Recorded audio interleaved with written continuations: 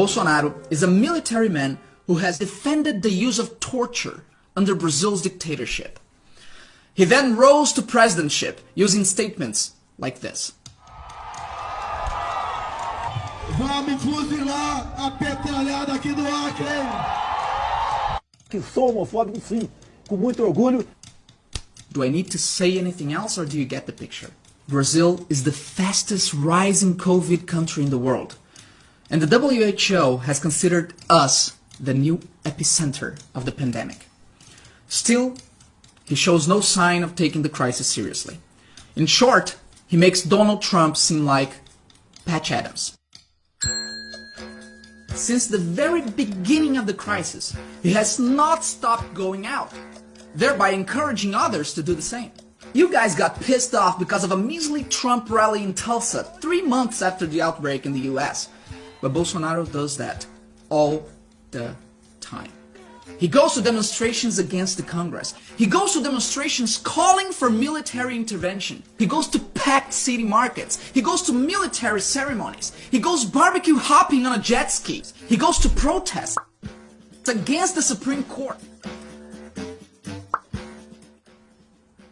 That bit disgusting even with no pandemic.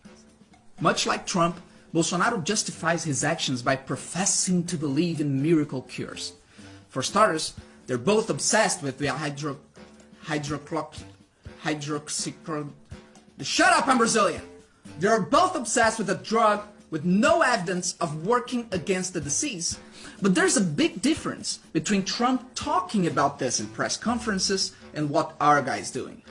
Bolsonaro has asked the health authorities to forcibly change the official medicine leaflet of hydrofluorocarbons to include coronavirus as a prescribed use case. He's also using the Army's industrial capacity to produce the medication while public hospitals face shortages of other drugs, like sedatives and painkillers. Bolsonaro also actively retaliates against any public authority who promotes safety. He fired a health minister after he insisted quarantine was a good thing. He fired the next health minister after he refused to prescribe chloroquine to all COVID patients. He then put a military man in charge of the health ministry and fired most of the technical staff who had been there for years. He's also trying to incite violence. In April, he held a cabinet meeting in which he said, Como é fácil impor uma ditadura no Brasil, como é fácil. O povo está dedicado. Por isso que eu quero, ministro da Justiça e ministro da Defesa, que o povo se arme. Que a garantia que não vai ter filho do aparecer para impor uma ditadura aqui. And he didn't stop at words. He also took actions a few days later, upping the limits on how much ammunition we can buy and eliminating all gun tracing regulations. Finally, as the crisis worsened, Bolsonaro began mocking the deceased and their families. When Brazil reached 2,500 dead, a reporter asked him for a statement on it, and his answer was this. Cara, quem fala de eu não sou coveiro, tá vendo? When we reached 5,000 dead. E daí? Lamento. Quer que faça o quê?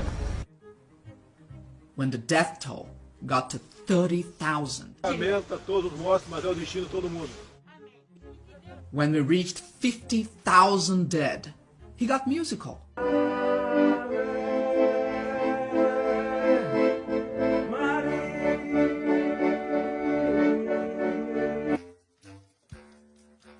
And when we reached 60,000, he said nothing, which was probably for the best. It's so ugly that even Donald Trump admits we're not in good shape. Ask him, how are they doing in Brazil? He's a great friend of mine. Not good. But there's something else that Trump says that I'd like to leave you with. Trump calls Bolsonaro a good friend. And that friendship is crucial to Bolsonaro retaining his popularity. It legitimizes Bolsonaro. You're the world leader in COVID deaths. And right now, you're leading us into the abyss. Your president has little proxies operating all over the globe. We are their casualties. So if you're wondering what you can do to help Brazil deal with our lunatic, please do not re-elect yours. This November, vote to keep Trump out of the White House.